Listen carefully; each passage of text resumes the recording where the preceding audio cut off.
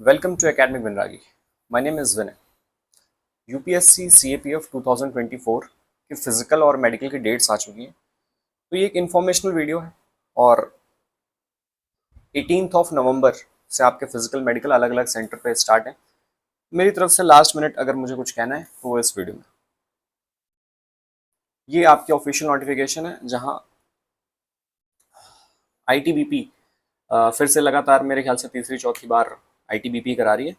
18 नवंबर से आपके physical start है और ये कई बार होता है, एडमिट कार्ड डाउनलोड करने में इशू हो जाता है। वो हमारे टाइम पे भी हो रहा था। तो उसके लिए क्या कर सकते हो कि वो डाउनलोड नहीं हो रहा, तो वो अगर पेज खुल रहा है किसी का तो सीधा कंट्रोल पी करके उस पूरे पेज की ही पीडीएफ बना लो, वो भी चल जाता है। मेरा भी लास्ट टाइम ठीक से फाइल डाउनलोड नहीं हो पाई थी, तो वो जो पेज का मैंने प्रिंट लेकर के वही लेकर गया था। वो थोड़ा सा डिस्टॉर्टेड होता है, फॉर्मेटिंग में हल्की सी एरर आ जाएगी, बट इट वर्क्स। तो जैसा कि यहाँ पे सामने इन्होंने जिक्र कर दिया है कि admit cards have been issued, लेकिन कुछ सेंटर पे जिनके हैं, यानी कि गोरखपुर जो एक पॉपुलर सेंटर है वहां तो आ चुका है, उनका आ चुका है। बाकी कुछ सेंटर हैं जैसे आईटीबीपी ग्रेटर नोएडा के और पुणे के, इनके एडमिट कार्ड शायद अभी रिलीज नहीं हुए। अच्छा, अगर किसी के पास नहीं आया, ये वीडियो उसी के लिए, अगर किसी के पास नहीं आया तो फिर वो यहाँ पे मेल कर दे, यहाँ पे मेल कर दे। और अपना ये 2021 वाले एक केस मेरे को पता है, एक शख्स का क्लियर था लेकिन उसके पास मेल नहीं आया। डेट आई, फिजिकल हो गए और डेट चली गई, और उसके बाद उस शख्स को मालूम पड़ा कि अरे फिजिकल तो हो चुका है। तो फिर वो भागते भागते पहुंचा सेंटर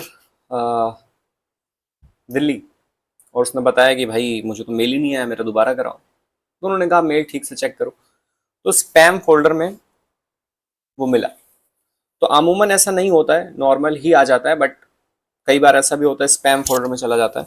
तो सब लोग अपना स्पैम फोल्डर भी ठीक से चेक कर लेना, शायद एडमिट कार्ड आ गया हो। अगर फिर भी किसी का नहीं आता है तो this is the email ID where you have to mail them. Commandant recruitment COMDTRECT@itbp.gov.in। अब इससे अब जैसे आप थ्रू आउट पिछले 3-4 महीने से प्रिपेयर तो कर ही रहे होंगे, है ना। क्या क्या प्रिपेयर करना था, यही 3-4 चीजें। बे यार, बहुत दिन से मैंने लिखा नहीं है इसमें और अब ये धोखा दे रहा है। रनिंग है, रनिंग 2 100 मीटर एंड 800 मीटर, ये, और एक है लॉन्ग जंप, और एक है हमारा शॉर्टपुट। शॉर्टपुट में जहाँ पहले एक चांस होता था, अब वहाँ पर भी 3 हो गया है। ये अब हमारे इवेंट है। देखो, पिछले काफ़ी टाइम से आप प्रिपेयर कर ही रहे होंगे। कैसे प्रिपेयर करना था, जैसे मुझे कुछ मैसेज आ जाते हैं रनिंग के और लॉन्ग जंप के, तो मैंने वो वीडियो पहले ही बना रखी है, तो उसको मैं वापस से एक्सप्लेन करूँ उसका कोई मतलब नहीं है। तो अगर आपको इशू है अभी भी रनिंग में या फिर लॉन्ग जंप में, तो मैंने कैसे प्रिपेयर किया था उसकी मैंने वीडियोस बना दी हैं, वो आप चेक कर सकते हो। कैसे, यहाँ पे ये एक प्लेलिस्ट है, सीधा यूट्यूब पे जाना एकेडमिक विनरागी, और उसके बाद प्लेलिस्ट सेक्शन में जाना। प्लेलिस्ट सेक्शन में आपको ये वाला मिलेगा, एक playlist CAPF experience after return. शायद मुझे ये चेंज कर देना चाहिए, साफ साफ लिख देना चाहिए फिजिकल, मेडिकल एंड इंटरव्यू और मेरिट। ठीक है, मैं इसका नाम चेंज करूंगा। तो इसमें मेरे फिजिकल, मेडिकल और इंटरव्यू के एक्सपीरियंस है और कैसे मैंने प्रिपेयर किया था, वो सारी चीजें। जिसका भी गोरखपुर आता है, तो क्योंकि मेरा भी गोरखपुर था, तो मैंने एक छोटा सा इसमें अपना ब्रीफ एक्सपीरियंस दिया था, that how where I stayed, how was my experience, how many people reported, information regarding the track, because we also have certain query whether we have a track or mud। Gorakhpur में 2-3 है, कहीं पर भी वो, जैसे यहाँ पे किसी और का चल रहा था, कांस्टेबल वालों का चल रहा था, यहाँ AC वालों का चल रहा था, असिस्टेंट कमांडेंट का, तो मेरे ख्याल से यहीं पर होगा। और गोरखपुर में स्टे कहाँ किया था मैंने, वो सारा मैंने वीडियो में बताया कि डॉर्मेट्री ठीक थी, वहीं पे मैं रुका था इंडियन रेलवेज में। देन मेडिकल का एक्सपीरियंस, और मेडिकल जैसा आपको पता है कि वो जो वो वाला प्रोसेस था आर्म फोर्सेस की तरह कि फिर से आ जाना कुछ दिन बाद, वो नहीं है। तो मेडिकल्स को लेके यार मेरे पास बहुत ज़्यादा क्वेश्चन आते हैं, लेकिन इसमें मैं आपको एक चीज़ और बता देता हूँ। न्यू स्लाइड कहाँ से आई?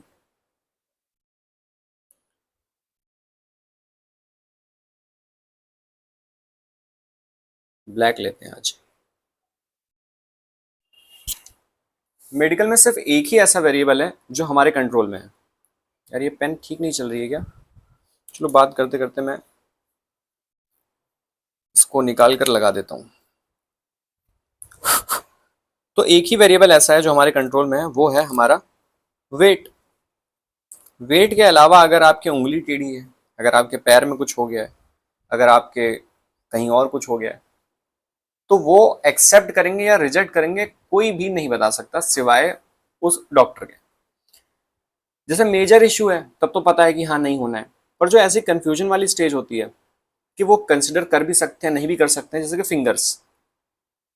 हाँ आप चल रही ना। एक ही वेरिएबल ऐसा है, कौन सा? वेट, जो आप कंट्रोल कर पाओगे। कम ज्यादा तो ये घर से करना है। बाकी जो और है, किसी की फिंगर्स में इशू होती है, स्वेटी पाम्स, कैरी एंगल, या फिर और कुछ जो भी होता हो, ग्लूकोमा या कुछ होता है मुझे पता नहीं है, दैट इज मैन बूब्स, हल्का सा उसको एक वर्ड होता है, मुझे एक टर्मिनोलॉजी है क्योंकि हमारे यहाँ एक शख्स को मिला था, मुझे नाम नहीं याद आ रहा क्या कहते हैं उसको।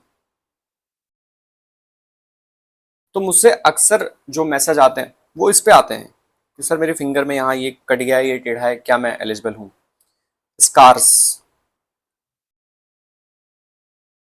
स्वेटी पाम्स है, मेरा कैरी एंगल थोड़ा ज्यादा है, या ये है। तो ये सारी चीजें ना, वो वहाँ का जो डॉक्टर है वो इतना एक्सपीरियंसड है कि वो ऐसे देख लेता है उसको, वो चेक ही नहीं करता। मतलब अगर आप मुझसे पूछेंगे तो मैं तो कहूंगा कि मेरा ये सारी चीजें चेक ही नहीं हुई। तो क्या ये चेक नहीं हुई? क्या पता वो चेक हुई होगी, मतलब समझ रहे हो? क्योंकि डॉक्टर ने ऐसे ही देख लिया, हाथ ऐसे कराया, ऐसे कराया, नीचे करा दिया, तो उसने क्या पता देख लिया हो कि यार हाँ फिंगर्स भी ठीक हैं, कैरी एंगल भी नहीं है, और स्वेटी पाम्स भी नहीं है। उनको दिख जाता होगा because of his prior knowledge और एक्सपीरियंस। तो हम लोग तो यही कह रहे थे कि भाई ये तो कुछ दिख ही नहीं रहा है। लेकिन हम में से फिर एक लड़का गया और उसके फिंगर में कुछ तो था, फिर उसको उसने वहां पे पॉइंट दे दिया। तो ये चेक हो रहा है नहीं हो रहा है एग्जैक्टली वो समझ नहीं आता। लेकिन हाँ, वो क्लियर करेंगे नहीं करेंगे वो डिपेंड कर रहा है उस डॉक्टर पे। उसे लगता है कोई कोई मेजर इशू है तो कई बार रिजेक्ट कर देता है। उसे लगता है कि हाँ ये ठीक है कर देना चाहिए हल्का सा, तो कर देता है। इसका मतलब है कि वेट के अलावा किसी भी पैरामीटर्स पे आप, इन सब पैरामीटर्स पे आप श्योरिटी के साथ कह नहीं सकते हो कि are you going to be rejected और क्या कहते हैं declared as medically fit. Even in the case of arm forces क्या होता है, कई बार हमें एक जगह जाते हैं, मतलब रिकमेंड होने के बाद जो उन्हें मेडिकल आउट हो जाते हैं, दूसरी सेंटर पे गए रिकमेंड हुए, इस बार मेडिकली ना हुए, तो कैसा होता है वो डॉक्टर डॉक्टर पे भी डिपेंड करता है कि कितनी उससे वो चेक कर रहा है। बट हाँ, एक खुशी की बात, लीनियंसी की बात करें तो आर्म फोर्सेस की तरह इतना ज़्यादा स्ट्रिक्ट नहीं है, बहुत ही जल्दी हो जाता है बॉडी चेकअप, ये वो ईसीजी और क्या तीन चार चीज़ें। तो थोड़ा सा लीनियंसी मैं कहूँगा है, वैसा लीनियंसी नहीं है लेकिन ठीक है, बहुत ज़्यादा स्ट्रिक्ट नहीं है। बस हाँ चल फिर लेते हो, सारी चीज़ें ठीक है, तो you are going to be fit, बहुत ज़्यादा परेशान नहीं होना। ईयर के लिए वो आप साफ साफ करके जाना कि उसमें कोई इशू ना दे।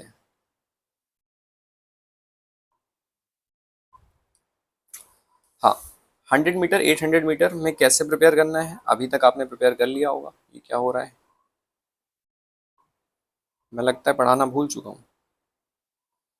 100 मीटर एंड 800 मीटर, तो अभी प्रैक्टिस जब दिन आपके करीब आ जाए तो एक हफ्ता पहले इतनी ज़्यादा प्रैक्टिस करने की ज़रूरत नहीं है, क्योंकि इस टाइम पीरियड में यहाँ आपका इवेंट है, ये आपका 1 वीक,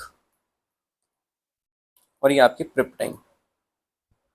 तो जितने प्रिपरेशन टाइम में आपने किया है ना, फिर इस 1 वीक में बहुत ज़्यादा एफर्ट डालने की ज़रूरत नहीं होती।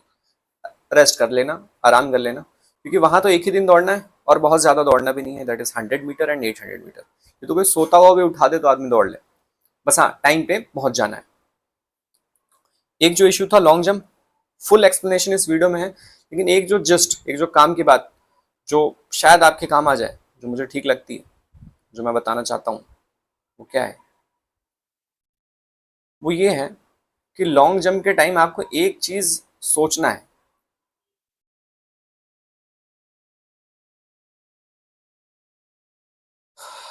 Black screen. एक चीज आपको क्या सोचना है,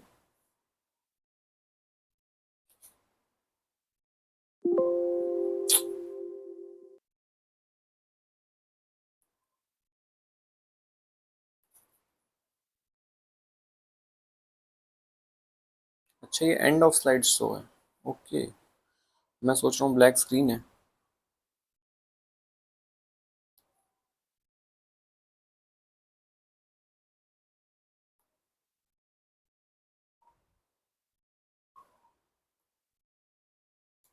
हम्म, कि जैसे जब आप यहाँ से पॉइंट ए से, देखो जिनका अगर ओवरवेट है ना, तो वो भी मत ये सोचना कि इशू है, मतलब अभी तक तो प्रैक्टिस कर ही लिया हुआ।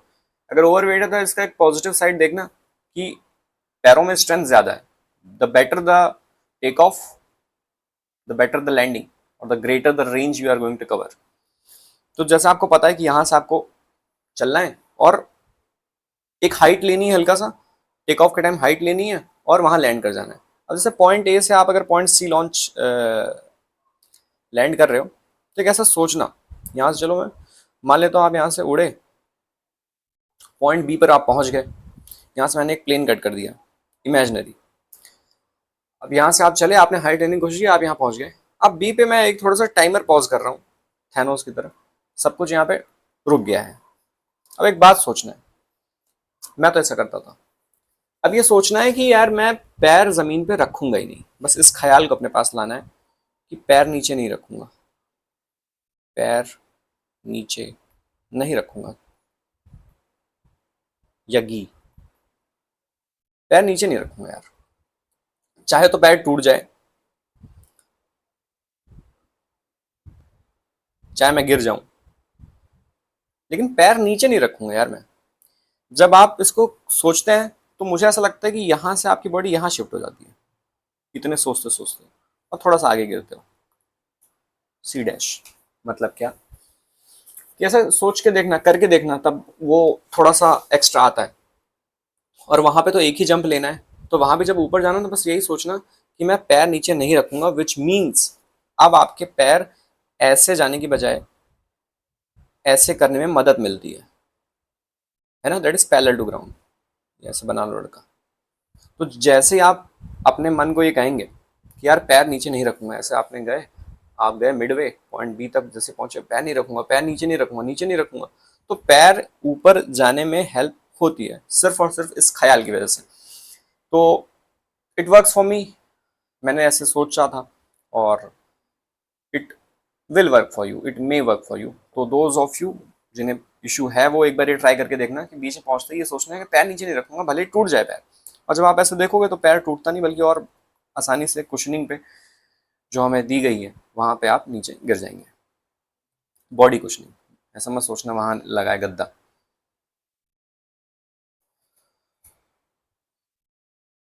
एक हाँ, एडमिट कार्ड का इशू आपको पता चल गया, और एग्जिस्टिंग वीडियोस जो हैं वो देख लेना।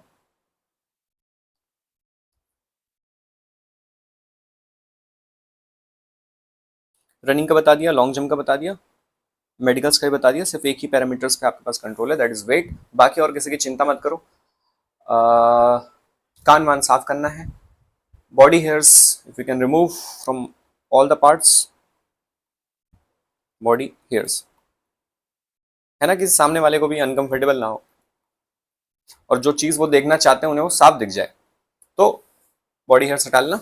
और मेरे को दो क्वेश्चन और आए हैं, यही बता दूं, अलग से वीडियो बना दूं। पहला चेस्ट मेजरमेंट, दूसरा है प्राइवेट पार्ट्स।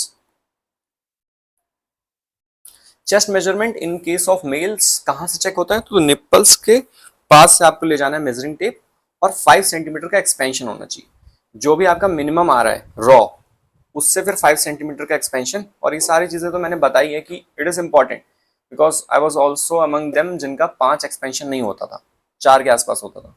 तो मैंने प्रैक्टिस की कि 5 सेंटीमीटर का एक्सपेंशन हो जाए, और फिर वहां पे with the help of that commandant हो गया। तो चेस्ट एक्सपेंशन इंपॉर्टेंट है, ऐसा मत समझना कि सबको कर देते हैं, ऐसा नहीं है। Regarding private parts, yes it will be checked, और ऐसा नहीं होता कि कुछ हो जाएगा, बहुत ही मोमेंट्री होता है, बहुत ही शॉर्ट टाइम के लिए होता है। You will be in your shorts और अंडरवियर, और वो बस चेक करते हैं। ऐसा नहीं है कि बहुत ज़्यादा ऑकवर्ड मोमेंट होता है, it's a moment of almost may be 10 to 15 seconds, ये भी मैं ज़्यादा कह रहा हूँ, मे बी 8 to 10 सेकेंड्स। बस they will look at your parts, they will ask you to cough, खांसो, पहन लो, दैट्स इट। तो कई बार ऐसी कन्फ्यूजन होती है, जब मेरा भी नहीं हुआ था मैं भी ऐसा सोचता था कि यार ऐसे कैसे, ये क्या करना है। तो ऐसा कुछ नहीं है, और बहुत ही छोटे टाइम के लिए होता है, कुछ पता भी नहीं चलता है, सिर्फ ऐसे जाओगे, यहाँ पे होगा, चले आओगे ना। तो इसको लेके कोई परेशान मत होना, क्योंकि I got the question on Telegram as well. इसके अलावा अभी इंटरव्यू की तो अलग से बाद में कभी देखेंगे। तो ये चीज़ें थी। गोरखपुर में और कैसे क्वेश्चन आए थे, डॉर्मेट्री क्वेश्चन तो मैंने बता ही दिए। All the best for your physical medical, और इसके बाद आपको मिलेगा मौका जिसका सबको इंतज़ार है, दैट इज यूपीएससी इंटरव्यू का। क्योंकि सिर्फ आपको पता है कि यूपीएससी सीएसई और यूपीएससी सीएपीएफ के इंटरव्यू में कोई भी अंतर नहीं है। दुनिया नहीं मानेगी, लोग नहीं मानेंगे, लेकिन आपको पता है लोग वही हैं, बिल्डिंग वही है, जगह वही है, इंटरव्यूअर वही है, सवाल लगभग लगभग वही है। In addition to it almost 90% of the questions are same. थोड़ा सा यहाँ सीपीएफ ओरिएंटेड लास्ट में एसआरटी वगैरह जो पूछनी हो, if you are assistant commandant, लड़ाई हो गई, ऐसा हो गया, क्या करोगे। सीएससी में वही केस में आईएएस वाईएस करके पूछते हैं, आईएएस हो, ऐसा हो गया, वैसा हो गया, क्या करोगे। तो द इंटरव्यू इज सेम। वैसे ही क्वेश्चंस आपको जीके वाली चीज़ें भी पूछी जाती हैं दबा के। तो ये एक अच्छा मौका, तो सीएपीएफ का फिजिकल क्लियर करना is the most important step, ताकि आप ये इंटरव्यू दे पाएँ और मज़ा ले पाएँ। इसके अलावा in case you have any query, you can contact me on Telegram और Instagram. The user name of Instagram has been changed finally, it's now thoughts, यानी कि विचार VY, that is my first letter of my name. Telegram का क्या है मैं भूल गया हूँ, पर मेरे ख्याल से एकेडमिक विनरागी होगा, आप वहाँ मुझसे कनेक्ट कर सकते हैं इफ़ यू वांट। बाकी in near future I will make more videos on this CAPF preparation. Thank you, take care.